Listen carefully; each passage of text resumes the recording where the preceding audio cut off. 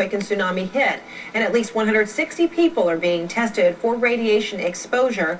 And the Japanese government is preparing to distribute iodine tablets to its residents. We asked Dr. Bill Lloyd about that. It's the dust that you can touch, or that you can eat, or that you can drink that's going to allow that radioactive iodine to get inside your body and put that thyroid at risk. Taking the potassium iodide before the exposure or as soon thereafter, all right, will protect that thyroid from getting cancer. Okay, so you can take it even after exposure. What would be the window of opportunity? You only have to take it once, and it will work for 24 hours. The important point about the 24 hours is radioactive contamination dissipates relatively quickly. So the threat passes very quickly, and as long as you take it, again, within 24 hours, you're going to get the benefit of the radioactive iodine. All right, thanks to Dr. Bill Lloyd. Now to James Walsh. He's a CNN contributor and international security expert. Good to see you again, Jim. Okay, so there was that crucial 24-hour window for any of those 160 plus that may have been exposed, but we're way past the 24-hour mark. So if you have not gotten that iodine pill, how concerned are you that there are a lot of people walking around that destruction zone that are not being treated? Yeah, I don't think this is going to be a big issue now because a couple of things. One, they vented some vapor that was not very radioactive, and what they found is just trace elements of radioactive iodine and cesium through air samples. The concern here is that if you had a major breach of the reactor in the containment vessel, then you would get a high volume of iodine and cesium dispersed into the atmosphere, covering, going into the groundwater, covering plants, vegetation, and homes. And then that's when they would pick it up. So I think this is primarily a precautionary measure rather than trying to treat something after the fact. I think there's been very little exposure. You know, just because people test for radioactivity doesn't mean that suddenly they're going to get cancer. We are exposed to radioactivity every day of the year, and so a lot of it has to do with the type of radiation you're exposed to, how much you're exposed to, and over what period of time. So is your feeling that the dust that may have traveled from that plume in this file tape that we keep seeing of that explosion that took place Saturday morning, are you saying that there's not likely to be a continued leak coming from that facility? That's right, Frederica. So most of what you saw from that plume was not radioactive material from inside the plant, but rather, you know, what you would see if you saw any conventional explosion, the dust of the concrete and the metal being blown up. That's what most of that was. To the extent that there's radioactivity that's been dispersed, it's because it has leaked out from the plant itself. You get some normal leakage anyway, and because some of the fuel elements have probably started to melt, that partial meltdown we've been talking about all afternoon. But that's largely separate from what we saw visually as we're looking at it now on screen. That's largely separate from the issue of radioactivity in the air right now. Why do you think there have been so many conflicting reports coming from the government or coming from the utility engineers and officials there within Japan about how serious or severe any leak or melting of fuel rods, etc., has taken place? Yeah, I think there are a couple of reasons for this. One is not everyone has the same information.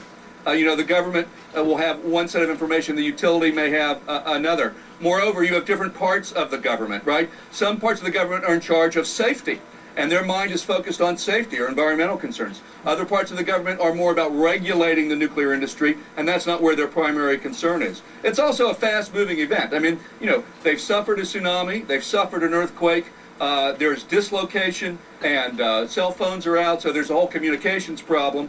I also think on top of all those other factors, Frederica, there is a tendency for top-level government officials to fear that people are going to panic. I think, by the way, that's misplaced. The evidence shows that people do not panic under these circumstances, but there's a fear about saying things that might be scary and causing people to panic. So often people downplay issues, you know, try to not worry the public, when I think really what they ought to do is be as forthcoming as possible, again, in order to maintain credibility, because they're going to need that credibility as we go forward to deal with the issues that are coming down the road. So there are about a half a dozen other reactors in that general facility. How concerned about them are you as a result of this 8.9 tremor or earthquake with tremors that reached as far as 200 miles?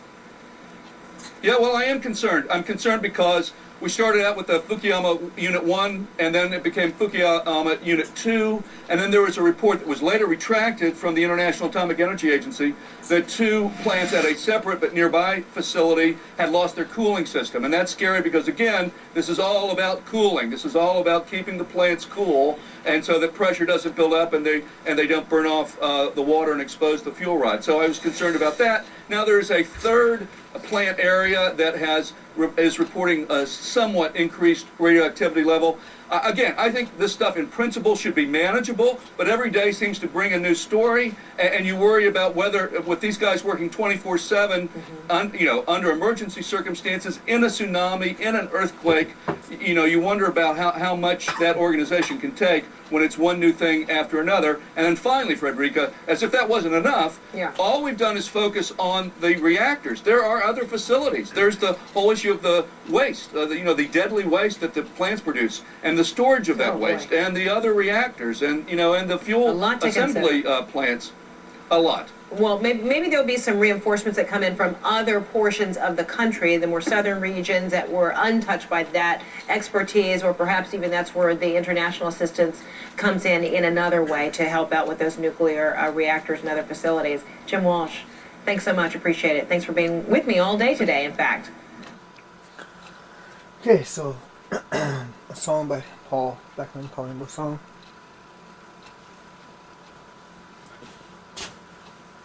Song's gonna be called "What's Gonna Go Wrong Next." He was adrift at sea for 2 days. There's a picture of him right there. And the man and his wife fled their house during the earthquake. They had returned to get some belongings when, in an instant, that tsunami hit. His What's wife, gonna go wrong? unfortunately, was swept away. Go wrong A Japanese next? maritime defense vessel rescued could the man go after they spotted wrong, his homemade go- red flag. Go wrong next.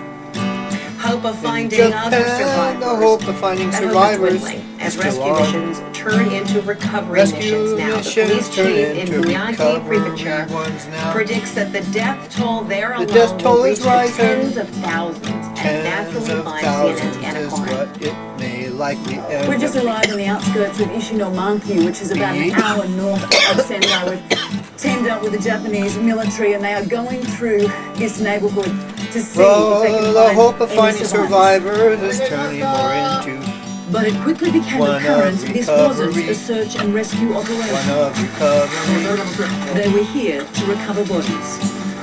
Recovering the bodies of the missing. This neighborhood, just 500 meters from the Recovering coast, the felt the bodies of full the force of the missing. devastating tsunami. Especially in the Every communities single that felt the home full was force damaged of by the the 10-meter tsunami. wall of water, In Japan. most beyond repair.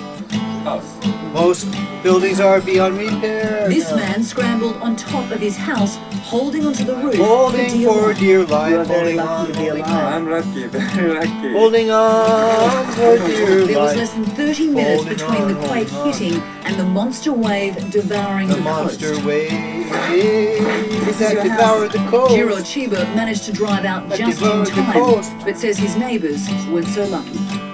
This Some is a scene were of lucky, complete and some were utter not. devastation. The power of the tsunami. It just Some speaks for were itself. lucky, some were The wall of not. water that roared through here within seconds. A wall collected of everything water that in its collected path, and from everything the in rescue its workers path that in we've spoken to, seconds. The bodies that they Could are you retrieving imagine are that? those of the elderly people Could you who could imagine not get out that? in time. Many Now, of for the elderly survivors could who are not get out in returning time to now. see what is left of their home. When you stand Many of the here elderly and could not witness get the out in devastation, time now. You have to wonder where these people start to rebuild Where their do lives. these people start Anna to Corrin, CNN, rebuild their lives? Ishinomanki, Japan. And next, what you can do to help displaced children in Japan.